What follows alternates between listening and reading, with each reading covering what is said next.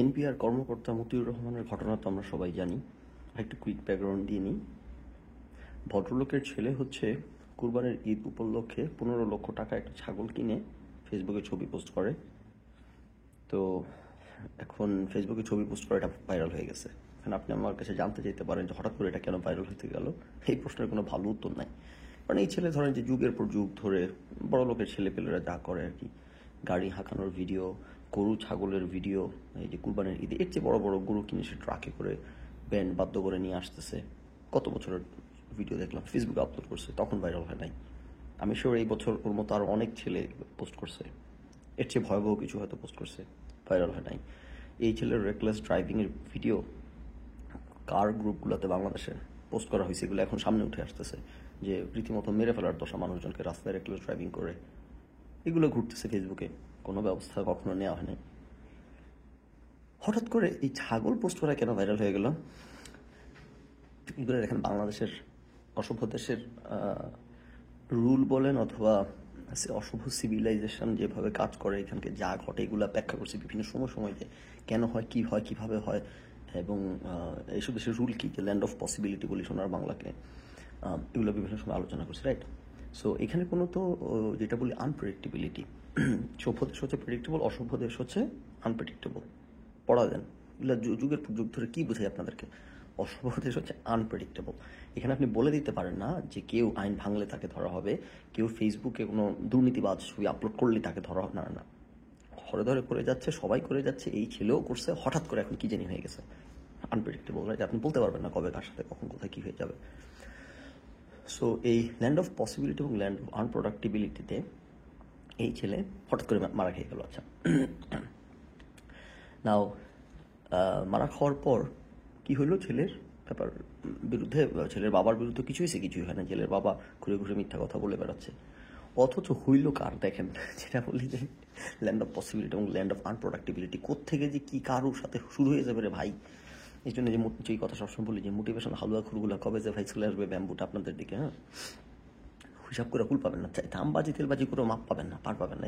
এই আমাদের কি বলে ওই যে সাবেক ডিআইজি বেনজির আহমেদ, দুর্দান্ত প্রতাপশালী। এই সরকারের আমলে, এমন না যে বিএনপি জামাতের সরকার ক্ষমতা আসছে, এই সরকারের আমলে সরকারকে সার্ভ করে কি ছিল ওনার মুখের ভাষা যখন উনি ডিআইজি ছিলেন, না আইজিপি ছিলেন। ওরে বাবা, কথা শুনলে মনে হইতো উনি কোনো পুলিশের আইজিপি না, একজন সন্ত্রাসী।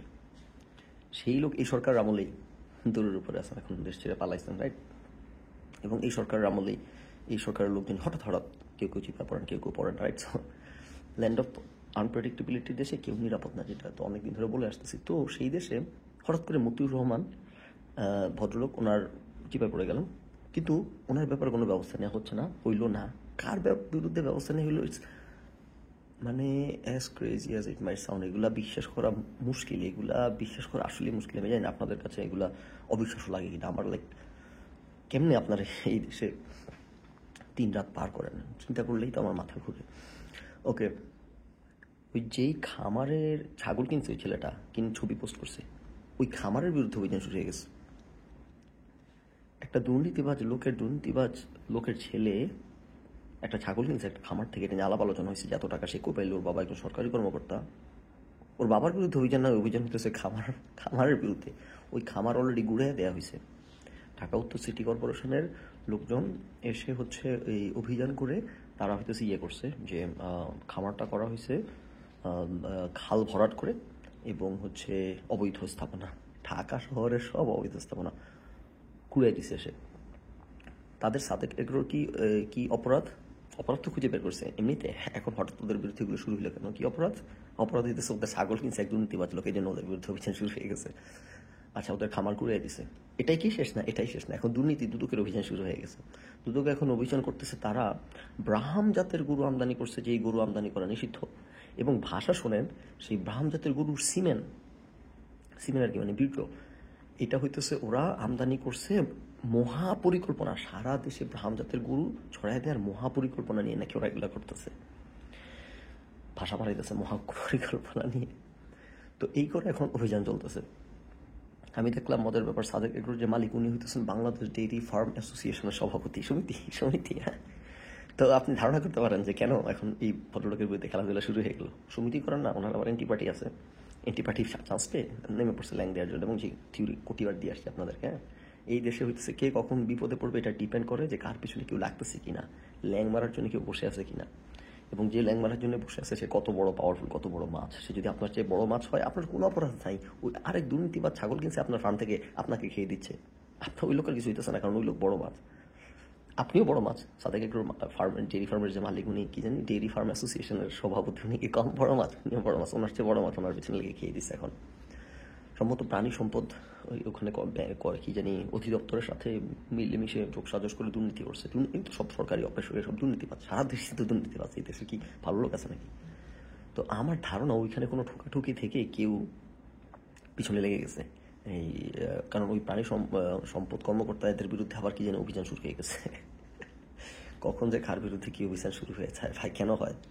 তো ফানি পার্টটা হইতেছে যে একজন সরকারি দুর্নীতিবাজ কর্মকর্তার দুর্নীতি সামনে আসছে, ওই সাদেক এগ্রোরে শোয়াই দেওয়া হচ্ছে মাটির সাথে। ওই ভদ্রলোকের এখনো কিছু হয়েছে বলে আমরা জানি না, যে দুর্নীতিবাজ যার বিরুদ্ধে অভিযোগ কিছু হয়েছে বলে আমরা জানি। ইয়াহিয়া আমিনের বিরুদ্ধে অভিযোগ তুলছি, ইয়াহিয়া আমিনের কিছু হয়েছে বলে জানি না, আমার বিরুদ্ধে নাকি মামলা করে বেড়ায়। এবং চিন্তা করেন আপনারা যে দুদক সিটি কর্পোরেশন মানে কত অ্যাঙ্গেল থেকে ঝাঁপায় পড়ছে একটা সাদেক একটা ফার্মের বিরুদ্ধে, কেন সে দুর্নীতিবাজের বিরুদ্ধে ছাগল বেচতে গেল। এখন দেখেন, মানে এখানে মানে অপরাধ তো এই দেশে সবগুলারে খাতাইলে পাওয়া যাবে, রাইট? কখন কাকে ধরা হবে, খেলা হবে, এটা হইতেছে যে সে আবার কি এইগুলা আপনাদেরকে আমি জানি না এনরিচ করে কিনা, বা এই খবরগুলো আপনাদের চোখে লাগে কিনা, বাড়ি খায় কিনা, বা আপনার অবাক হন কিনা, বা বীতশ্রদ্ধ হন কিনা, আই ডোন্ট নো দ্যাট, কিন্তু এইগুলা আমার চোখে আটকায়। আপনাদের কাছে মনে হয় এগুলো স্বাভাবিক চোখে আটকায় না? আমার কাছে বড় অস্বাভাবিক মনে হয়, নিজেকে আউট অফ প্লেস মনে হয় এই দেশে, অসহ্য লাগে, নিতে পারি না, মানতে পারি না, মানাইতে পারি না। আপনারা মনে হয় পারেন, রাইট? আমি বলতেছি না তাদের এগুলো কোনো অপরাধ করে না, তাদের বিরুদ্ধে অভিযোগ। এই দেশে সকলকে ধরা যাবে, সবগুলো আগাগোড়া বাটপার। 90% মুসলিমের দেশ না, 90%ই পাবেন বাটপারের মধ্যে। 10% আমি মনে হয় বাড়ায় বলতেছি, 10% ভালো মানুষ এই দেশে পাবেন কিনা আমার সন্দেহ। আমি আমার এক ফ্রেন্ডের সাথে আলোচনা করতেছিলাম ইনবক্সে, আমার এক সরকারি ফ্রেন্ড, বেশ বড় পদে আছে এখন। তোর এক লিঙ্ক শেয়ার করলাম আর কি, যে সরকারি আচরণবিধি, নতুন আচরণবিধি আইন আসতেছে, সরকারি আচরণবিধি। কেন? এই যে বেনজিরের ঘটনার পরই এটা উদ্যোগ নেওয়া হয়েছে যে সরকারি কর্মকর্তারা আচরণবিধি ঠিক করা হবে, তাদের দুর্নীতি ফুর্নীতি না করতে পারে। আমি এটা শেয়ার করে আমার ফ্রেন্ডে বললাম যে তোদের আচরণ সংশোধন করার জন্য বিধি আসতেছে, এবং এই বিধি কিন্তু ওই যে চোরগুলার নাম ভাঙায় বিধি করা হচ্ছে, যে চোররা জানি চুরি করতে না পারে, তাদের কিন্তু এই বিধি তাদের বিরুদ্ধে অ্যাপ্লাইড হবে না, এগুলো তোদের পাছায় ঠেসে ধরা হবে। তো আমার ফ্রেন্ড হাহা দিয়ে বললো যে এটা নতুন কি, এর বেশি কিছু বলার কিন্তু সাহস নেই, এবং সাহস দেখানো উচিত হবে না, কারণ তো ওরা ধরতে চলে আসবে, ভদ্রলোকগুলার খাইতে চলে আসবে, রাইট? পাটপারগুলার কিছু হবে না, রাইট? তো দেখেন, স্টুডেন্ট লাইফ যখন ছিল, আমাদের স্টুডেন্ট ছিলাম, অনেক চেতনা করছি, অনেক গর্ব করছি, অনেক এগুলো তো ধারণা ছিল না যে এই দেশ কি অসভ্য দেশ, বাপের হোটেলে খাইছি, এগুলো ডিগ্রি করতে হয় নাই। আল্লাহর কি অশেষ কুদরত এবং রহমতে কেন যে সিদ্ধান্ত নিতে গেছিলাম দেশ ছাড়ার, তখন তো এত কিছু ভাবিও নাই, বুঝিও নাই, স্টুডেন্ট ছিলাম। স্টুডেন্ট লাইফ পার করলে যে কোন অসভ্যতার সাগরের মধ্যে এসে পড়বো, এগুলো কোনো ক্লু ছিল না, রাইট? এইসব থেকে পালানোর জন্য তার দেশ ছাড়ার সিদ্ধান্ত নিয়ে নাই। দেশে ভালো চাকরি বাকরি নাই, ভালো চাকরি বাকরি করে খাওয়ার জন্য দেশ ছাড়ছি। এখন যখন আস্তে আস্তে প্রফেশনাল দুনিয়া সম্পর্কে বাংলাদেশে কি চলে, আপনি ব্যবসা করেন, আপনি চাকরি করেন, আপনার work place, any work place, আপনার ব্যবসা করেন, চাকরি করেন, ডেইলি বেসিসে এগুলাতে কীভাবে এইভাবে আত্মা হাতে নিয়ে চলা যায়, কোনো কথা বলার সুযোগ নাই, কোনো মুখ খোলার সুযোগ নেই, কোনো মতামত প্রকাশের সুযোগ নেই, একটা গোলামীর জীবন, দাসত্বের জীবন।